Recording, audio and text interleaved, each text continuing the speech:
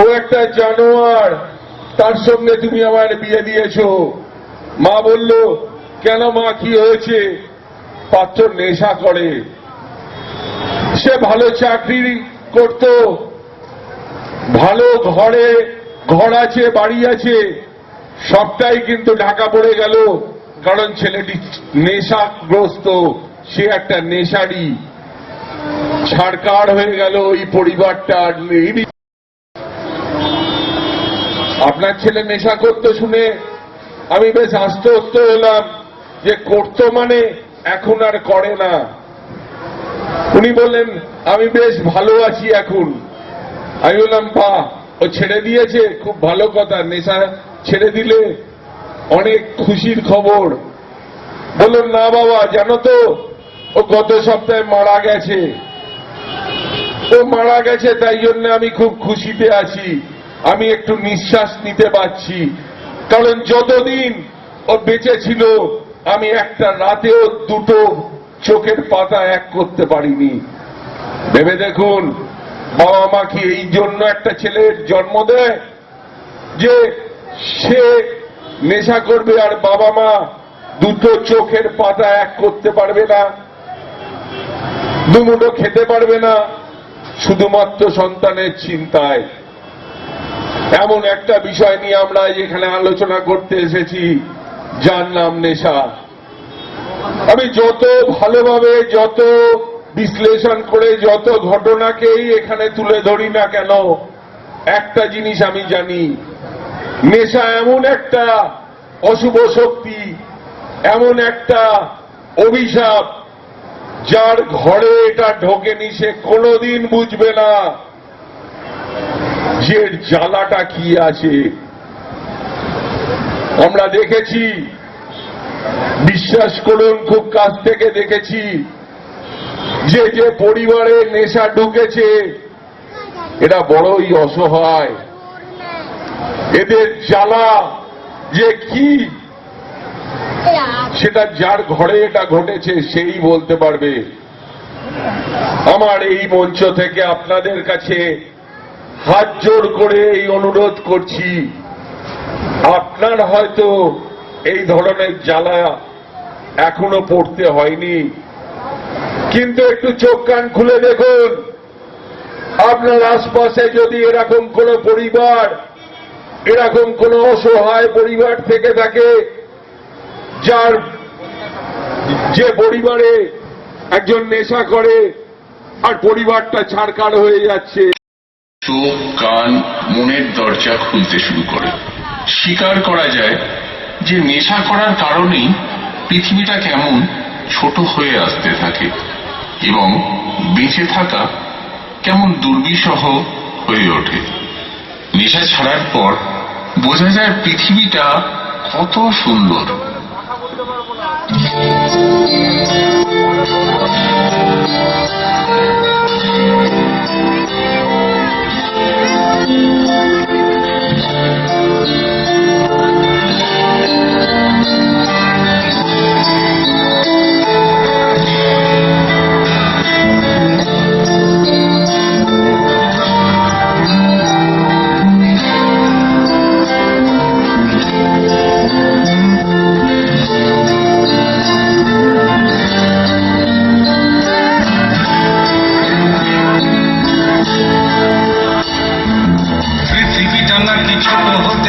সকলের থেকে দূরে যেতে যেতে রিহা ঘুম, ভালোবাসায় আছি বন্দি। ওরে বাপরে, বাপরে বাপরে, ওরে বাপরে, বাপরে বাপরে, ওরে বাপরে। পৃথিবীটা নাকি ছোট হতে হতে সকলের থেকে দূরে যেতে যেতে সুভাষিস দার ভালোবাসায় আছি বন্দি। ওরে বাপরে, বাপরে বাপরে, ওরে বাপরে, বাপরে বাপরে, ওরে বাপরে। আরে হবে নাকি ডিস্কোথেক আর বন্ধুরা কত দূরে, আরো দূরে, জীবনার নেশা থেকে যাই সরে সরে।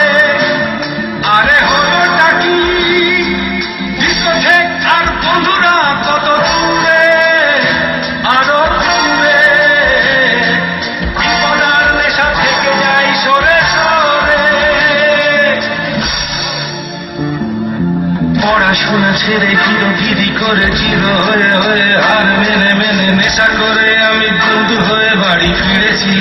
ছি ছি ছি ছি ছি ছি ছি ছি ছি ছি ছি ছি ছি। পড়াশোনা ছেড়ে হিরোগিরি করে জিরো হয়ে হয়ে হার মেনে মেনে নেশা করে আমি বন্ধু হয়ে বাড়ি ফিরেছি। ছি ছি ছি ছি ছি ছি ছি ছি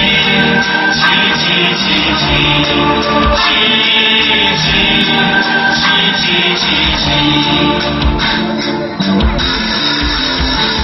কেন শুনিনি বাবা মার কথা আগে, কেন আমি শুনিনি, কেন শুনিনি সব পেয়ে আমি কিছুই রাখতে পারিনি। কেন শুনিনি বাবা মার কথা আগে, কেন আমি শুনিনি, কেন শুনিনি সব পেয়ে আমি কিছুই রাখতে পারিনি।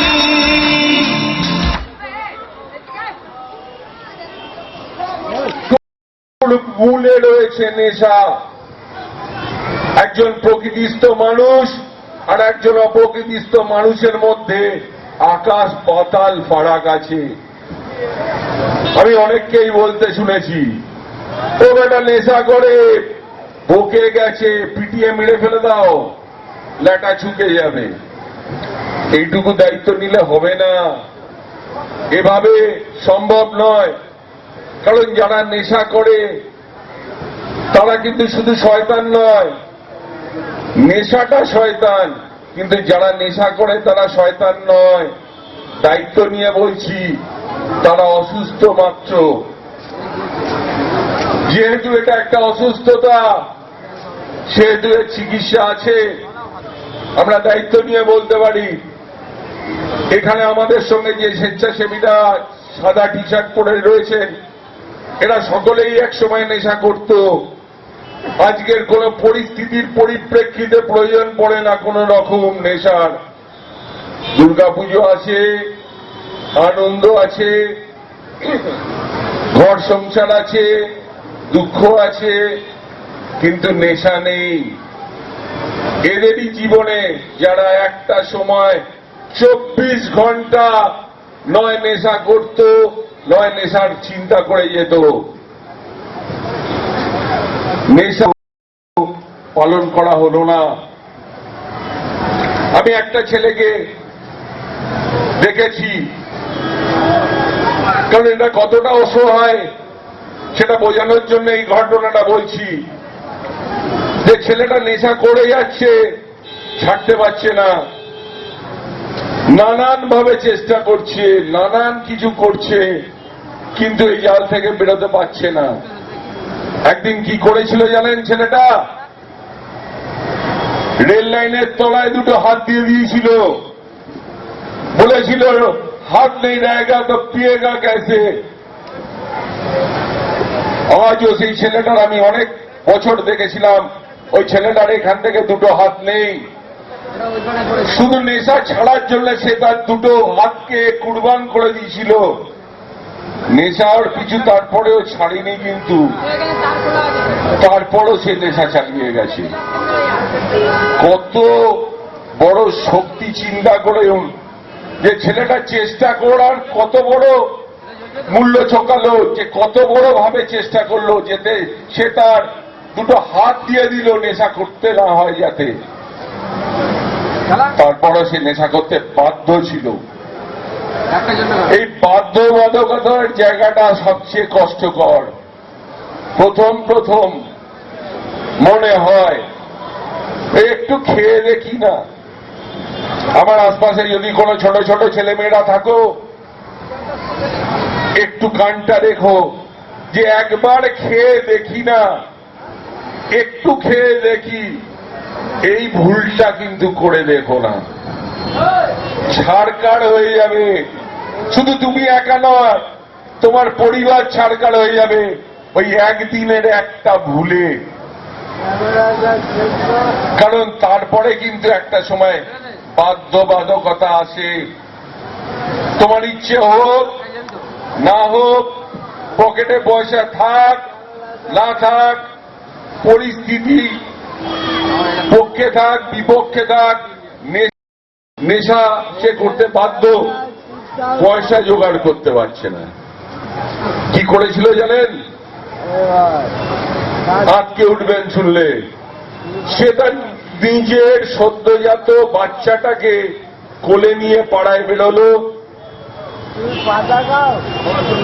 সেই বাচ্চাটার পিছনে বিড়ির ছ্যাঁকা দিচ্ছে, বাচ্চাটা কাঁদছে, আর লোকের কাছে বলছে যে আমার বাচ্চা অসুস্থ, একে হসপিটালে নিয়ে যেতে হবে, কিছু পয়সার প্রয়োজন।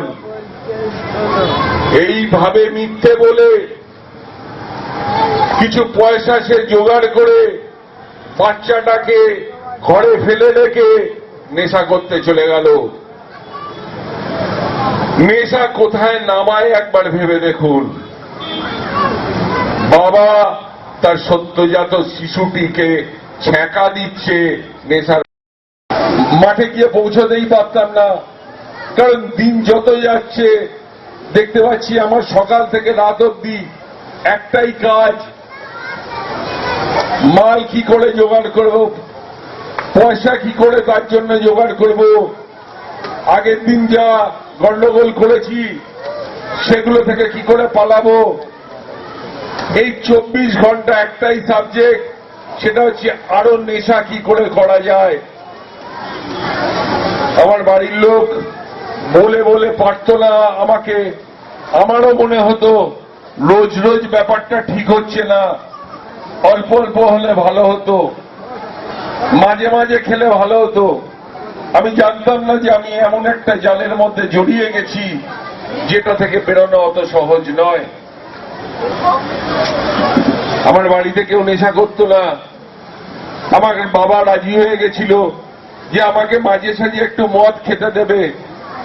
আমার মা বলেছিল বাড়ি থেকে বেরোস না, তুই বেরোলেই রাস্তার লোক খালি এসে কমপ্লেন করে, তোর নামে অনেক কথা বলে যায় বাড়িতে, আমাদের এগুলো শুনতে ভালো লাগে না, তোকে অনেক কষ্ট করে তো আমরা ভালো স্কুলে পড়াশোনা করিয়েছি, তুই কেন এরম করছিস। কখনো খুব ভালোভাবে বলতো আমাকে, কখনো খুব ভয় দেখাতো, কখনো মারতো, কিন্তু কোনোটাই আমার কোনো কাজে লাগতো না। অনেক সময় বলেছি মা আর করবো না, কখনো মার শাখা ছুঁয়ে, কখনো বাবার পা ছুঁয়ে, কখনো ঠাকুরের ছবি ছুঁয়ে বলেছি আর কোনোদিন করবো না। কিন্তু যেই পরের দিন যেত আসতো, আমি যখন নেশার টানটা আমার মধ্যেও আসতো, আমি সবকিছুর মধ্যে হেরে যেতাম। আমি কোনো শক্তি দিয়ে আর নিজেকে আটকাতে পারতাম না। আমি আগের রাতে আগের দিন যে এত করে কথা দিলাম, মা এত কান্নাকাটি করলো, সারাদিন ধরে যে মানুষটা সব কাজ ছেড়ে ওই ঠাকুর ঘরে কপাল চাপড়ায় আর কাঁদে, বলে আমার ছেলেটা ভগবান, এই কি হলো, তুমি আমার জীবনটা কেন এরম করলে, আমার ছেলেটা অকালে পড়াশুনো ছেড়ে দিল, এটা কিরাম চলছে, কিছুতেই কিছু হচ্ছে না। এইভাবে আমাকে কখনো কখনো মদ খেয়ে মনে করতাম যে ওইগুলো খাবো না, ড্রাগস খাবো না, মদ খাবো। আমার খুব ভালো অভিজ্ঞতা আছে যে মদও একটা সাংঘাতিক রকমের মাদক, ওটা খেয়েও ঠিক থাকতে পারতাম না, এবং ওটা খেলেও মনে হতো যে এরপর 16 কলাটা পূর্ণ করতে হবে, এরপর আরো একটু নেশা করতে হবে। তাই এইভাবেই চলতে থাকলো জীবনটা। পাড়ায় অনেক ঝামেলা হতো আমাকে নিয়ে, বাড়িতে অনেক ঝামেলা হতো আমাকে নিয়ে। তো এই যে একটা যন্ত্রণার মধ্যে থেকে আমি কিছুতেই বেরোতে পারতাম না। একদিন অনেক কষ্ট করে আমি একটা সেন্টার থেকে বেরিয়েছি,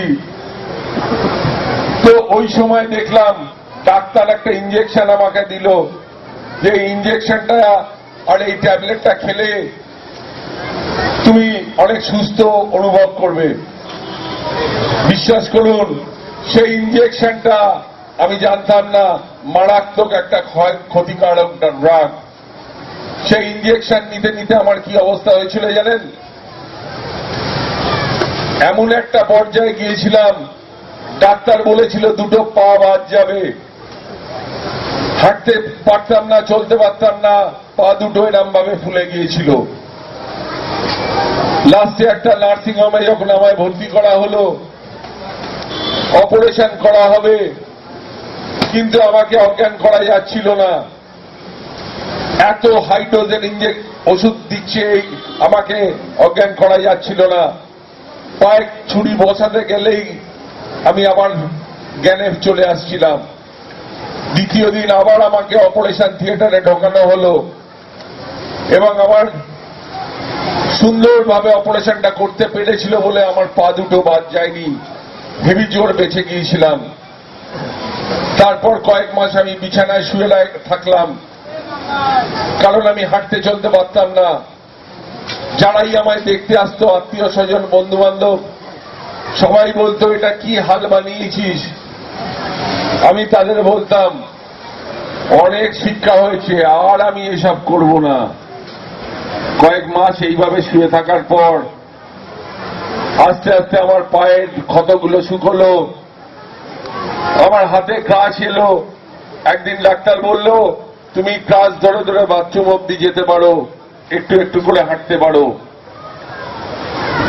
ভেবে দেখুন, আমি এতদিন ধরে যে বিছানায় শুয়ে শুয়ে আমি বললাম যে আর আমি করব না, অনেক শিক্ষা হয়েছে, কিন্তু যেদিন আমি বিছানা থেকে মাটিতে পা দিলাম সেদিন আবার মাল আনতে চলে গেলাম। এতবার প্রতিজ্ঞা করি, এতভাবে চেষ্টা করি, এতভাবে মনের জোর বাড়ানোর চেষ্টা করি, কিন্তু আমি নেশার কাছে বারবার হার মেনে যাই। একবার আমার এরকম একটা অবস্থা গিয়ে দাঁড়িয়েছিলাম, বিছানায় শুয়ে আছি, জাস্ট প্যারালাইজড মতো, একটা প্যারালাইজড পেশেন্টের মতো, হাত পা নাড়তে পারি না। নেশা আমায় এরকম একটা জায়গায় নিয়ে গেছিল। আমার মনে আছে সেই দিনগুলো, পায়ে মাছি বসেছে, আমি আমার বোনকে ডেকে বলছি মাছি বসেছে, একটু তাড়িয়ে দিবি। আমার আশপাশে যদি কোনো ভাই বোনরা থাকো যারা নেশা করছে, জেনে রাখো নেশা কোথায় নিয়ে যায়। আমি দেখেছি সেই দিনগুলো। এদিকে টিভি চলছে, আমি ঘুরে টিভি দেখতে পারি না, কারণ আমি এদিক থেকে এদিক হতে পারতাম না। ডাক্তাররা ধরতে পারছিল না আমার কি হয়েছে। অনেক কষ্টে আস্তে আস্তে আমাকে বালিশের ওপর হেলান দিয়ে আমি বসতে পারলাম। আমি বসতেও পারতাম না। বেশ কয়েক মাস আমি এরম ভাবে বিছানায় ছিলাম। একটার পর একটা ট্রিটমেন্ট ফেল হচ্ছিল, আমি দাঁড়াতে পারছিলাম না, বসতে পারতাম না। বেশ কয়েক মাস বাদে আমি আবার একদিন উঠে বসতে পারলাম, অনেক চিকিৎসার পরে। দ্বিতীয়বারের মতো আমার ক্লাচ এলো। সেই ক্লাচের ওপর ভর করে একদিন ডাক্তার বলল এবার তুমি একটু একটু করে হাঁটার চেষ্টা করো। বিশ্বাস করুন, এত মাস ধরে আমি যে বিছানায় শুয়ে শুয়ে প্রতিজ্ঞা করলাম আর করব না, অনেক শিক্ষা হয়েছে, কিন্তু যেদিন আমি কাজ নিয়ে হাঁটতে শুরু করলাম সেদিন কিন্তু আবার সেই মাল আনতে চলে গেলাম। নেশা এরকম একটা অশুভ শক্তি, যার কাছে কিন্তু বারবার হার মানতে হয়। এটা সাহায্য ছাড়া বেরোনো যায় না এর থেকে। এগুলো কিন্তু আমি আমার জীবন দিয়ে দেখে এসেছি। এটা একটা পদ্ধতি আছে, যে পদ্ধতি ধরে চলতে পারলে কিন্তু নেশা ছেড়ে থাকা যায়, কিন্তু তখন অব্দি আমি এই পদ্ধতির কথা জানতাম না। অনেক সময় অনেকে অনেক ডাক্তারের কাছ থেকে তাবিজ, ঠাকুরের কি, অমুকের ওষুধ আমি খেয়ে খেয়ে চেষ্টা করেছি, কিন্তু দায়িত্ব নিয়ে আমি আজকের আপনাদের বলতে পারি সারা বিশ্বে এখনো অব্দি এরকম কোন ওষুধ পাওয়া যায়নি, আবিষ্কার করা হয়নি যেটা খেলে নেশা ছাড়া যায়। এটা না আমাদের দেশে নয়, শুধু নয়, সারা ভূভারতে এরকম কোন ওষুধ এখনো অব্দি আবিষ্কার করা যায়নি। তাহলে কি করতে হবে? একটা পদ্ধতি রয়েছে যেটা দিয়ে প্র্যাকটিস করতে হয়, জানতে হয়, শিখতে হয়, সেগুলো চরিত্র মনের যে গঠনটা সেগুলো পাল্টানো হয়। একটা লম্বা একটা পদ্ধতি রয়েছে, সেই পদ্ধতি ধরে কিন্তু হাঁটতে হয়। 2000 সালে আমি ফিরে এলাম এই অন্ধকার থেকে। এর মধ্যে আমার অনেক কিছু হারিয়ে গেছে, অনেক কিছু বলবো না, প্রায় সবকিছুই হারিয়ে গিয়েছিল। একদিন একজনের সঙ্গে আমার ভাব ভালোবাসা হয়, সে চ্যালেঞ্জ নিয়েছিল যে একে আমি ফিরিয়ে আনবো। একদিন বিয়েও করলাম, আমি বিয়ে করতে চাইনি, কিন্তু যেহেতু অন্যরা আমাকে বোঝালো যে এই মেয়েটাই বোধহয় তোকে ভালো করে দিতে পারবে, আবার সেই ইচ্ছা থেকে আমি কিন্তু সবসময় চাইতাম নেশাটা ছাড়বো, এবং শুধু এইটুকুর জন্য আমি সেই বিয়েতে রাজি হলাম। আমি বিশ্বাস করতে পারতাম না যে নেশাটা আমি কোনোদিন ছেড়ে থাকতে পারবো, কিন্তু সেই একই ব্যাপার, আমি কয়েকদিন ঠিক থাকলাম, আবার সেই জালে। এইভাবে একটার পর একটা দরজা আমার জন্য বন্ধ হয়ে যাচ্ছিল। আমি বুঝতে পারতাম না যে আমি কি করব, কোথায় যাব, কে বা আমায় বোঝাবে। দিনের বেলা অফিস পাড়ায় দেখছি যে যার কাজে ব্যস্ত, যে যার ছুটাছুটি করছে, যে যার মতো কাজ করছে, আর আমি আমার তালে ঘুরে বেড়াচ্ছি। খুব কষ্ট হতো, মনে হতো আমি কি একটা সুস্থ স্বাভাবিক সাধারণ একটা জীবন পেতে পারি না? আমি কি একটা সাধারণ মানুষের মতো দুমুঠো খেয়ে পড়ে সকাল বিকেল ঘুমিয়ে হেসে খেলে বেড়াতে পারি না? সত্যি আমি পারতাম না, কারণ আমার জীবনটাকে নিয়ন্ত্রণ করতো শুধু নেশা। এত বড় একটা শয়তান, এই তোরা কি করছিস রে ভাই?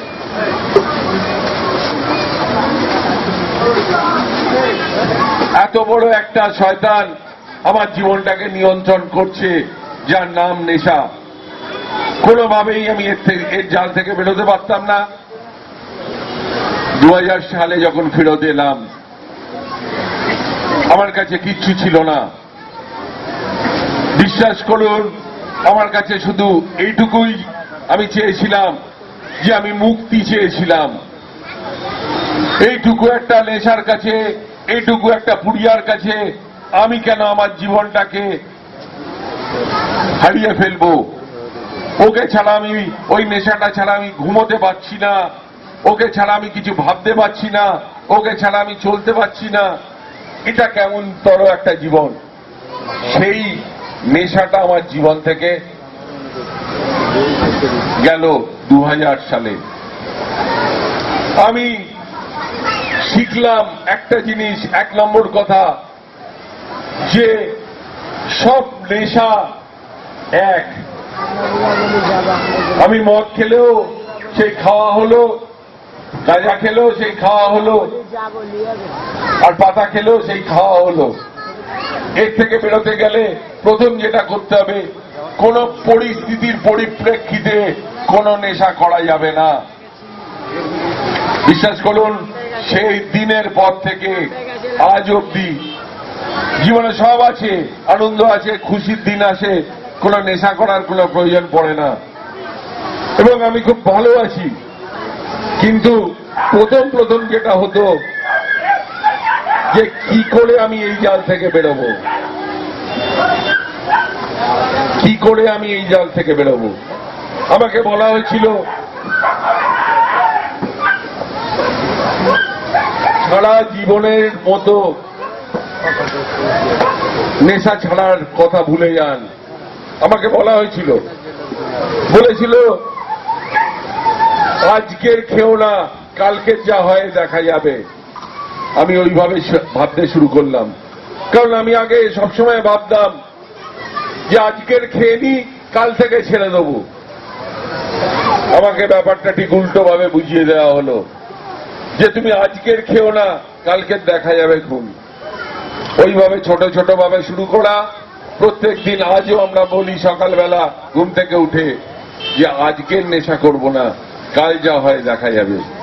এই করতে করতে আমি, আশপাশে যদি কোনো ভাইরা থাকো যে নেশার জালে পুরো জড়িয়ে রয়েছো, অনেক কষ্টে রয়েছো, তোমাকে কেউ না বুঝলে আমি জানি, আমরা বুঝবো, কারণ আমরা ওর মধ্যে দিয়ে গেছি। তাই বলবো যে এর একটা রাস্তা আছে। আমরা সাহায্যের হাত বাড়াতে এখানে এসছি। আজকের এই প্রোগ্রামের অন্তিম লগ্নে শেষ হয়ে এসছে, আমরা একটু বাদে এখান থেকে চলে যাব।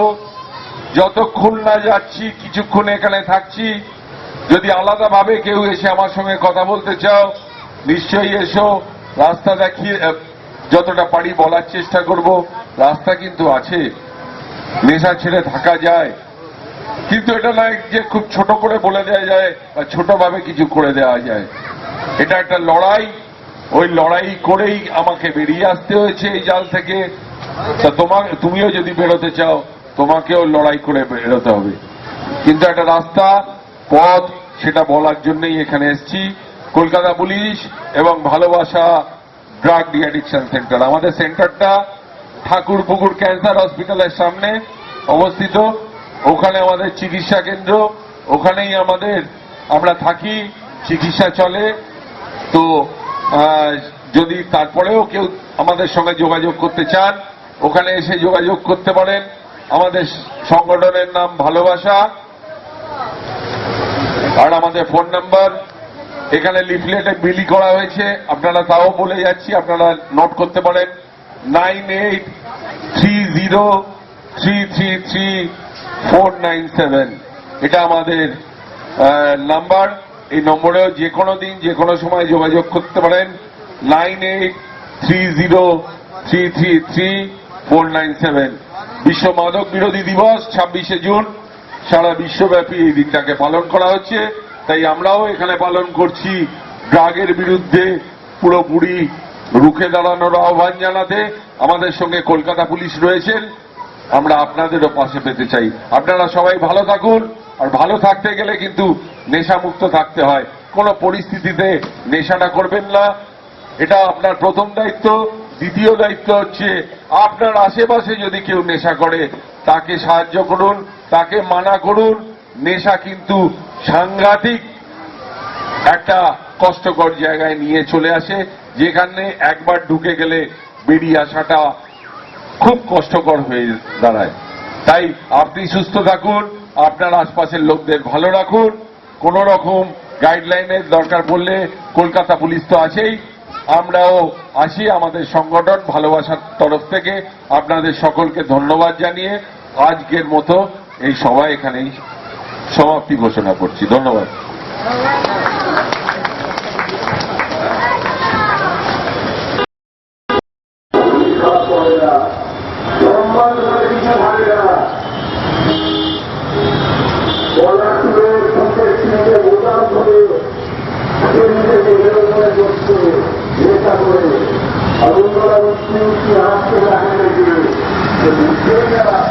কতটা অসম্মানিত হয়ে চলে উঠতে পারছি। চাকরি করে আপনার সম্মানের মাত্রাটি ওটা হতে পারে না। আপনার কি কোয়ালিফিকেশন ওটা আপনার সম্মানের মাত্রাটি হতে পারে না। আপনি অতিক্রম করলো কিনা সেটা কিন্তু ভীষণভাবে দেখার বা সময়ের ব্যাপার। চেষ্টা করলে একটা জায়গা আছে না, কিন্তু কে কিভাবে চলাফেরা করছে, কেউ ধরনের আচরণ করছে, সেটা কিন্তু ভীষণভাবে লোকের গায়ে বা মনে রাখ থাকে। আমরা তাই বলছি সম্মান, স্বাস্থ্য, সম্পর্ক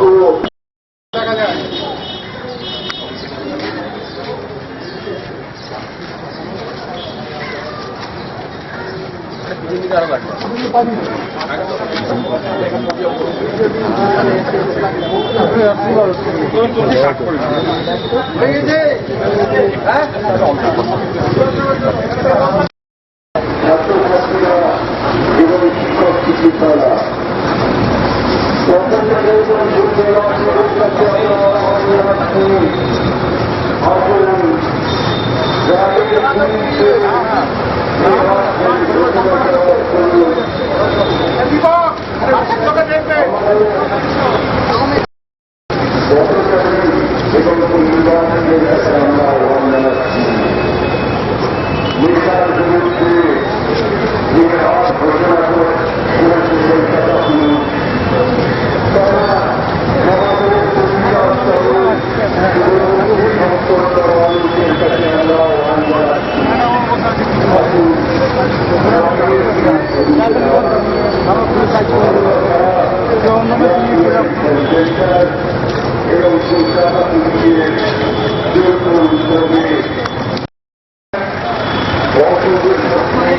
কি করবো ভাই বল, বান্দর হয়ে যেতে হচ্ছে আর।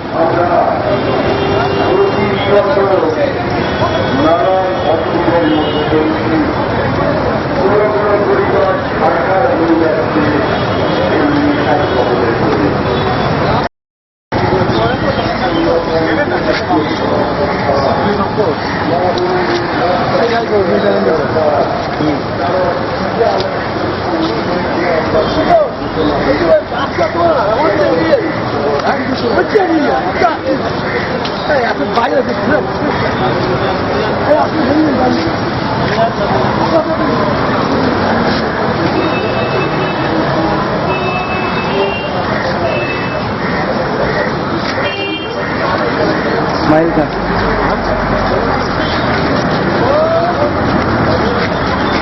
ब्लैक